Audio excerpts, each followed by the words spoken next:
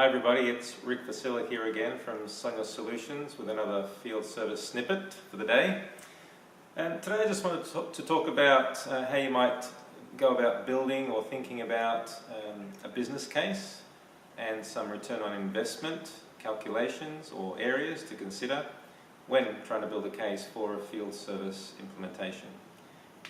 In our work, we've come across probably 30 different benefit areas that we can use depending on the situation to build a business case for a field service implementation.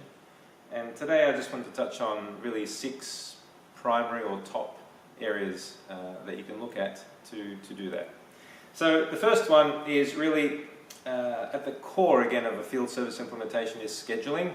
And so having schedule tools, advanced schedule tools that help you reduce your total travel time, reduce vehicle mileage, and then also reduce vehicle wear and tear, multiplied by the number of vehicles you have across the course of a year, can really save you an enormous amount of money in your fleet costs. So that's one very tangible cost-saving element. If you can work out those costs and work out the reduction in those travel times and wear and tear, you could be surprised by the numbers that come out after a year. So that's number one, first element. The second element is really with that scheduling system and that scheduling tool and also routing optimization, fitting more appointments in within working hours to reduce any overtime costs that you're incurring at the moment. So of course it's a direct cost overtime to finish the jobs that your technicians have that they're committed to completing on any particular day. If you can do that and reduce overtime costs, again, another very direct cash saving that you can make over the course of a year. The third element is simply increasing the number of service calls per technician per week.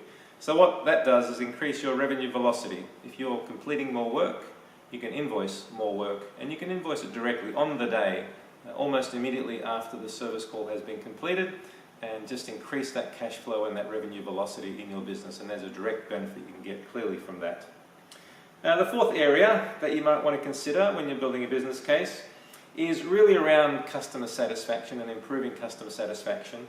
So it's less tangible, but this one here is really around the ability, again through your scheduling system, to accurately predict arrival times and deal with any changes to schedules that your customers are making. If you can do that effectively and transparently, and your customers always know what's going on, when your technicians are arriving, and if there's a change, really have some clarity around what that change is and when they're next going to come, it just naturally improves customer satisfaction and makes your customers stickier.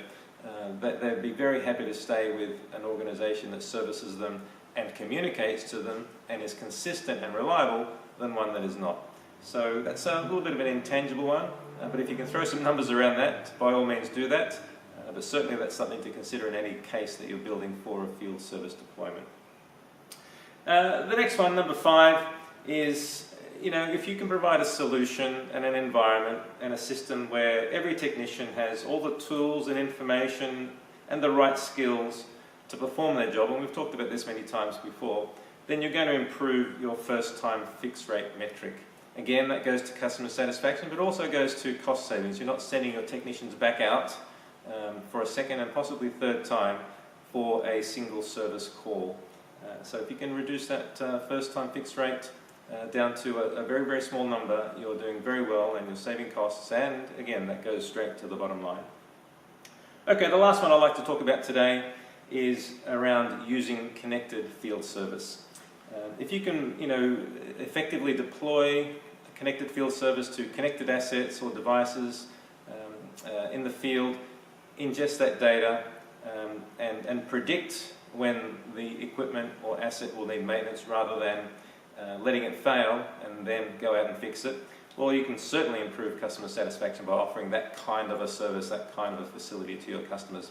We talk about going from a break-fix to a never-fail mode, to going from a reactive maintenance to a predictive maintenance mode. It's very, very appealing to customers that have high-value, high-reliability assets in the field. If you can help them keep their equipment up and running all the time in a never-fail context, they'll be very, very grateful and will become very, very good customers of yours.